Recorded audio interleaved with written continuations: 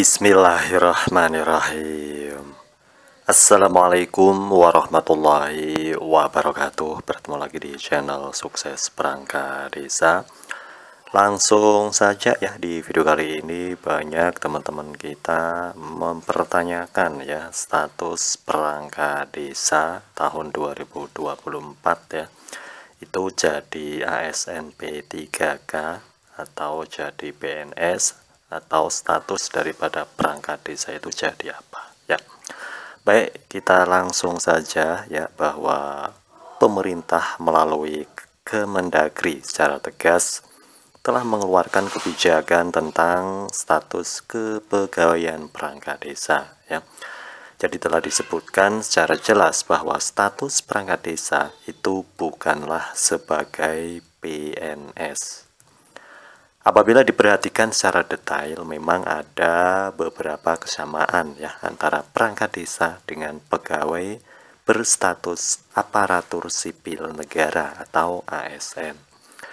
Dalam Undang-Undang ASN pasal 1 disebutkan bahwa ASN terdiri dari pegawai negeri sipil atau PNS dan pegawai pemerintah dengan perjanjian kerja atau P3K yang bekerja pada instansi pemerintah, di mana perangkat desa juga bekerja dalam menjalankan tugas pada pemerintah desa yang merupakan instansi dari pemerintah. Pemerintah desa merupakan unit pemerintahan terkecil yang secara administratif berada langsung di bawah kecamatan, sehingga mereka mempunyai kesamaan, yaitu sama-sama bekerja pada instansi pemerintah. Begitu pula tugas ASN dan perangkat desa sama-sama melaksanakan kewajiban yang berkaitan dengan pelayanan publik. Dalam hal larangan sebagai pegawai pemerintah, ada persamaan antara ASN dan perangkat desa, bahwa keduanya sama-sama dilarang untuk menjadi pengurus suatu partai politik, tidak diperbolehkan terlibat dalam kampanye politik dan praktek-praktek politik lainnya. Kemudian ada satu hal lagi yang sangat utama, yaitu persamaan antara ASN dan perangkat desa.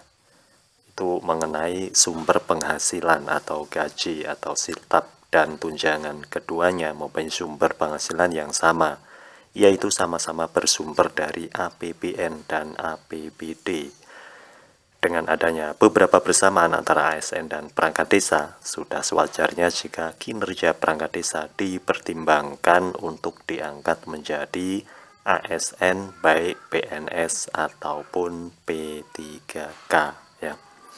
Nah, mengingat tugas dan kewajiban serta tanggung jawabnya yang cukup besar dalam melaksanakan dan menjalankan roda pemerintahan ya. Saat ini ya, kita ketahui bahwa perangkat desa itu melalui PPDI sedang mengawal rencana revisi undang-undang ya. Banyak hal dan harapan yang digantungkan terhadap hasil dari revisi undang-undang tersebut ya. Mudah-mudahan dengan adanya revisi undang-undang nantinya ya di 2024 melahirkan perubahan yang lebih baik lagi bagi desa, dan tentunya tentang kejelasan status kepegawaian perangkat desa. Kemudian mengenai status kepegawaian perangkat desa mulai menghangat ya hal ini seiring dengan pengakuan pemerintah terhadap dua jenis kepegawaian yang diakui pada tahun 2023, yakni PNS dan P3K. Sementara itu beberapa waktu yang lalu Dirjen Bina Pemerintahan Desa Kemendagri sempat memberi isyarat bahwa perangkat desa diusulkan masuk dalam kriteria P3K ya. Adapun alasan yang memungkinkan perangkat desa dianggap menjadi ASN dalam kategori P3K antara lain Peraturan Pemerintah Nomor 43 Tahun 2014 Pasal 67 ya, memperbolehkan perangkat desa dari ASN kategori PNS.